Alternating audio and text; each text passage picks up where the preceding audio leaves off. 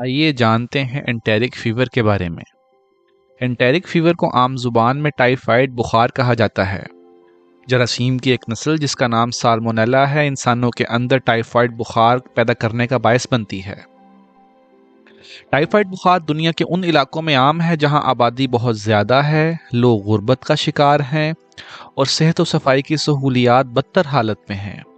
ان علاقوں میں سر فہرست بر صغیر پاک و ہند، جنوب مشرقی ایشیا اور جنوب افریقہ کے ممالک شامل ہیں۔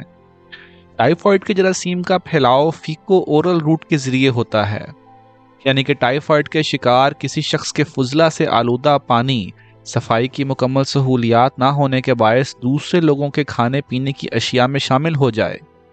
اس کے ساتھ ساتھ کسی ایسے شخص سے میل جول جو کہ خود ٹائیفائڈ کا شکار ہو آپ تک جراثیم پھیلا سکتا ہے اور آپ اس بیماری کا شکار ہو سکتے ہیں۔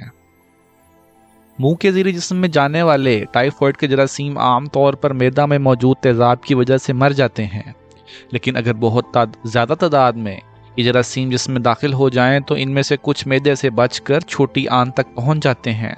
چھوٹی آنت سے جراثیم خون میں شامل ہو کے پورے جسم میں پھیل جاتے ہیں اور انسان ٹائیفائڈ کا شکار ہو جاتا ہے۔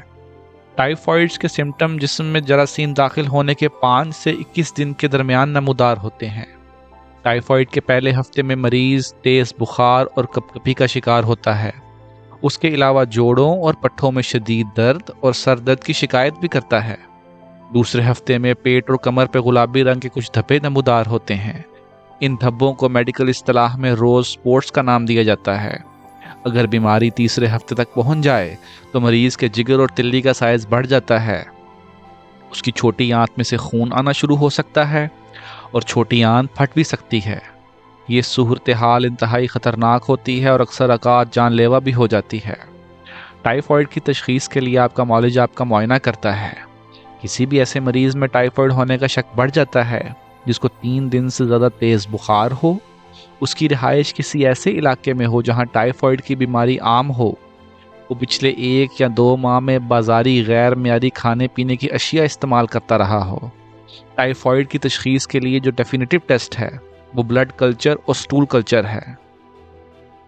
کیونکہ ان ٹیسٹوں کی رپورٹ آنے میں کچھ ٹائم لگتا ہے، اس لیے اگر کلینکل ہسٹری سے مریض کو ٹائیفائڈ بخار کا شک ہو رہا ہو، اس کا علاج ان ٹیسٹوں کی رپورٹ آنے سے پہلے ہی شروع کر دیا جاتا ہے۔